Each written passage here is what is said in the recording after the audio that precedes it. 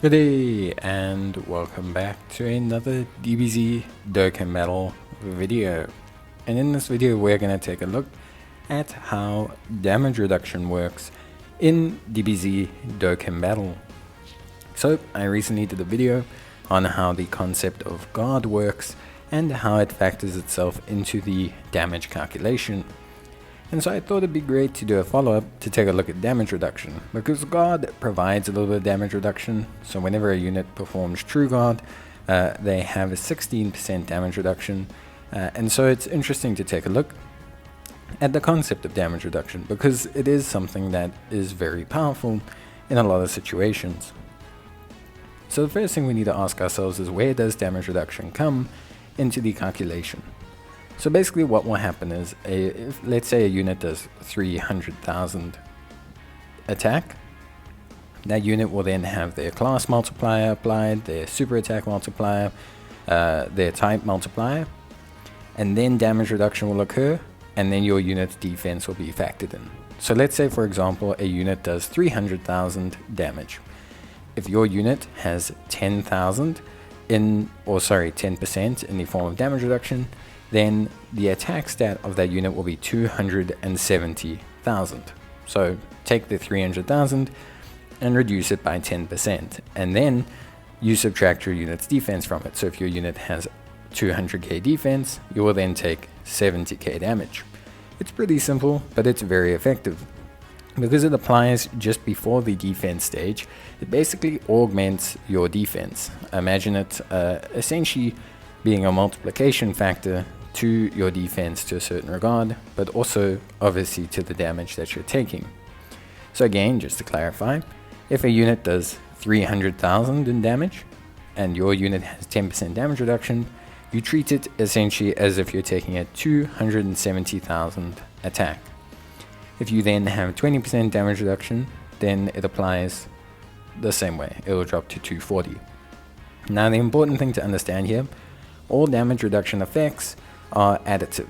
So for example, if a unit has 20% damage reduction and I then apply a 40% damage reduction item on top of that, it's not 20% damage reduction to make it 240 and then 40% of the 240, it's just 60% of the 300,000.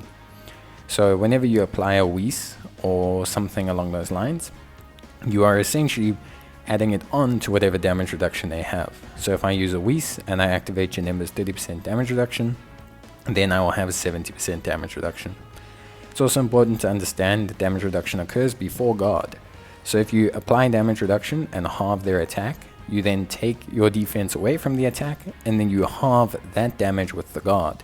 So it's very, very, very, very strong, basically, when you combine the two together, which is why units like Janemba and units like SS3 Xeno Goku are such strong defensive units, because they have both damage reduction and they have the guard capability, which together creates a very, very strong defensive unit that can kind of, really stay for a very long time. Damage reduction at low levels, 10, 20, 30%, 17%, 18%, is not nearly as effective as higher level damage reduction, because damage reduction gets more effective the higher a unit's attack stat is. For example, 10% of 300,000 reduction is only 30,000, 10% of 750 reduction is 75,000. And you'll say, oh yes, but the attack stats increased a lot, but it just shows you that because it's percentage based, the higher the attack stats they're taking, the more effective the damage reduction is. And that's why damage reduction is such a long-term powerful ability. Because if a unit is got super high levels of damage reduction, like this Goku, then for the long period of time, as long as you activate that damage reduction, the scaling of the super attacks has to get so much higher. You can use, Cell Max as a great example of this. So we're going to use Vegeta as a great example of how to test how damage reduction works. And the reason is because he takes 10% damage reduction at the beginning of the turn, and then 10% additional with each attack received. So for example, on the first attack, he will take have 10% damage reduction. On the second one, you have 20%. The third one, you have 30%. And this Trunks hits Vegeta for around 380,000 after type advantage. So 380,000, we're going to see that reduce by 10%. So it's going to be roughly 340, 350. There's a little bit of a variance factor involved. And Vegeta has 200k defense. So we should see him take around 140k. We will then see another 10% apply. So he'll take 38k less. So we should see 140k, around 102k. And then we should see around 70k because of the damage reduction factors. So it'll be interesting to see. And that's just kind of a way to prove how the damage reduction calculation works. Vegeta is still taking type advantage, and that's why you can see the damage stat is still quite high. This is why units that have scaling damage reduction, like Vegeta's, can be caught out. It's the same with things like Int Broly, where he has 17% damage reduction before Super M, but then after Super, if he's facing Pure Saiyans, he has like 34%. This, small difference in damage reduction is very big. To kind of counter display this, the very next turn we're going to have a unit that's got type neutral status but 40% damage reduction and 50k less defense in the form of the Super Saiyan Blue Duo, and they are going to take only 24k. Now, one, this shows that type advantage is still very significant even with levels of damage reduction, but two, it shows that there are certain thresholds of damage reduction which are obviously more warranted. And that's really the thing with damage reduction. Super low levels of damage reduction, especially if you don't have very high defense, are not enough on their own.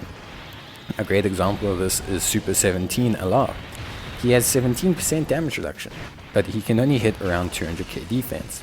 So this only takes a slight edge off of the attacks and just kind of leaves him exposed with his lower level defense. It's not really a good situation, whereas units can have no defense, but 90% damage reduction, and they're fine. Great examples of this are AGL Golden Frieza and Strength Super Saiyan 3 Vegeta. It's just the fact that because of how damage reduction scales with high volumes of damage and with big damage differences, it's very important to understand, like, that higher levels of damage reduction are far more powerful than low levels of damage reduction, unless coupled with defense. So if you don't have defense, it's just not going to be a viable situation for the unit if they have low levels of damage reduction. They're not going to be future proof. They're going to fall off quite quickly, like this in Vegeta. Now if Vegeta had 40% damage reduction at the beginning of turn and gained 10% with each hit, resetting from 70% every turn, then Vegeta would be looking very good. Because with 40% damage reduction, he would have been taking about 40k, and after the very first hit, he would have only taken around 10k or even single digits. And this is because, the damage reduction scales really well with high volumes of damage, and that's because it's affecting the total damage stat before factoring in defense. So, if for example Vegeta was taking 1,000,000 and he had a 50% damage reduction, that would reduce to 500k, and with his defense you'd still only take 300,000, which is very impressive. And that's why often you'll see units take damage on normals, like AGL Golden Frieza. They'll take like 10k damage on a normal, but then all of a sudden they'll get hit by a super and they'll still only take like 80k, even from like Cell Max. And this is just because of that premise of the scaling of damage reduction against high levels of super attack damage.